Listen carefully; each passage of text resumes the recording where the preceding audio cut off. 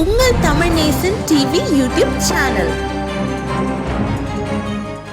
ஒன்று கூடுதல் ஒரு பகுதி இருந்தாலும் குபேரலிங்கேஸ்வரர் அப்படிங்கிறது இது வரைக்கும் நம்ம பார்க்காத ஒரு விஷயம். மழையும் வென்ற பக்தி வெள்ளம். சிவ தரிசனத்தில் அலைமோதிய ஆயிரக்கணக்கான பக்தர்கள். தெலுக்கின்தான் ஸ்ரீ குபேர லிங்கேஸ்வரர் ஆலய மகா கும்பாபிஷேகம் மிக கோலாகலமாக நடந்தேறியது. பேரா மாநிலம் தெலுக்கின்தான் 5வது மைல் நோவாஸ்கோசியா பிரிவு 1 தோட்டத்தில் அமைந்துள்ள ஸ்ரீ மகா மாரியம்மன் ஆலய வளாகத்தில் எழுந்தருளியுள்ள ஸ்ரீ ஞானாம்பிகை சமேத ஸ்ரீ குபேர லிங்கேஸ்வரர் சுவாமியின் நூதன ஆலய அஸ்தபந்தன மகா கும்பாபிஷேகம் ஆயிரக்கணக்கான பக்தர்கள் முன்னிலையில் வெகு விமர்சையாக நடைபெற்றது.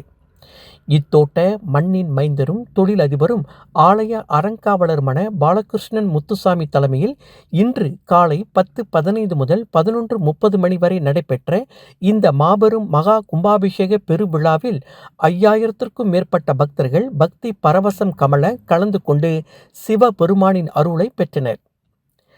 தமிழகத்திலிருந்து வருகை தந்த பி.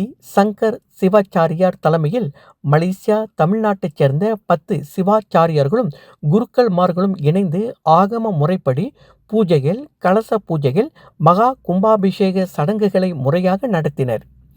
அதனைத் தொடர்ந்து ஆலய கோபுர கலசங்களுக்கு புனித நீர் ஊற்றப்பட்டு மகா கும்பாபிஷேகம் நடைபெற்ற போது பக்தர்கள் ஓம் நமச்சிவாய என முழங்கியபடி அந்த அரிய தருணத்தை பக்தி பரவசத்துடன் தரிசித்தனர். விழா நடைபெற்ற நேரம் முழுவதும் மழை பெய்த போதிலும் அதனை பொருட்படுத்தாமல் பக்தர்கள் ஆலய வளாகத்தில் உறுதியுடன் நின்று வழிபாட்டில் ஈடுபட்டனர். இயற்கையின் சவாலையும் மீறிய அவர்களின் இறை நம்பிக்கை அங்கு திரண்டிருந்த அனைவரையும் நெகிழ்ச்சியில் ஆழ்த்தியது.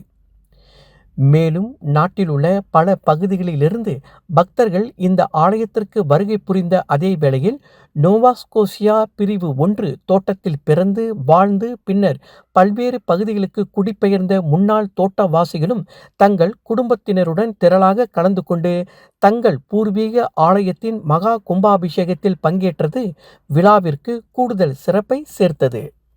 வேத மந்திரங்கள் முழங்கிய ஆன்மீக சூழலில் நடைபெற்ற இந்த மகா கும்பாபிஷேகம் பக்தர்களின் மனதில் மறக்க முடியாத புனித அனுபவமாக அமைந்தது.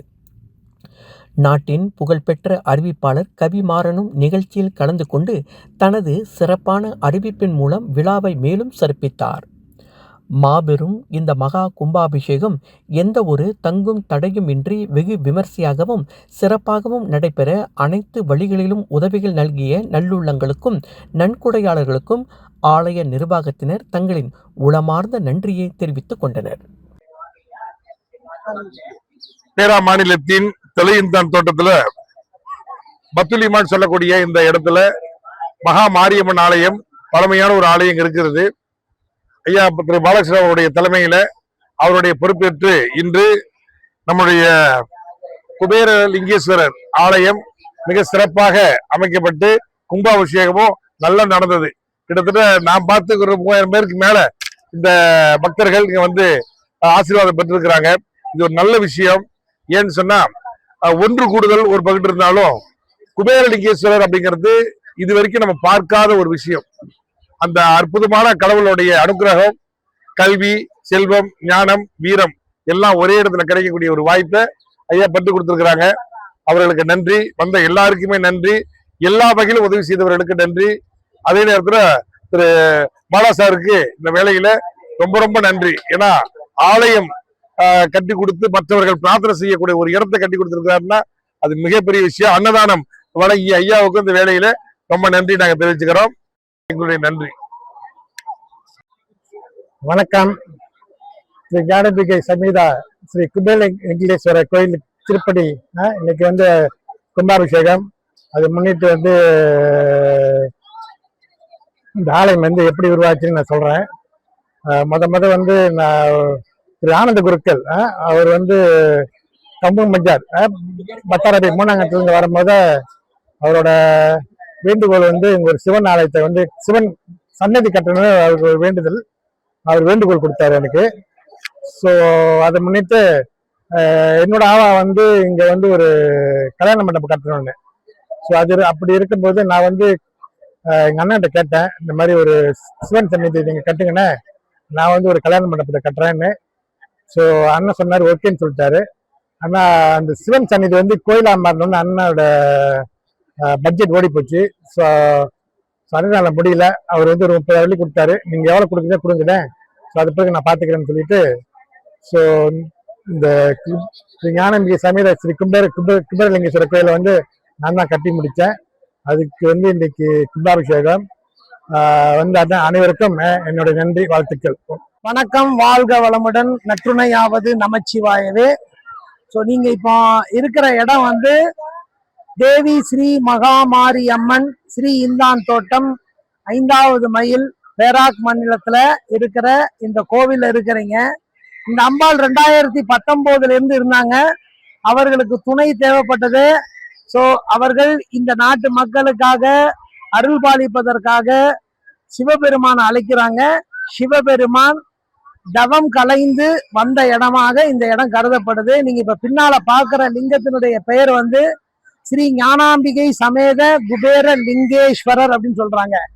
மலேசியால வந்து பாத்தீங்கன்னா குபேரர் கோவிலே கிடையாது. குபேரர் கோவில் அப்படியே இருந்தாலும் கோவிலுக்கு வெளியில, அதாவது சிவன் சன்னிதானத்துக்கு அந்த சைடு இருக்கும்.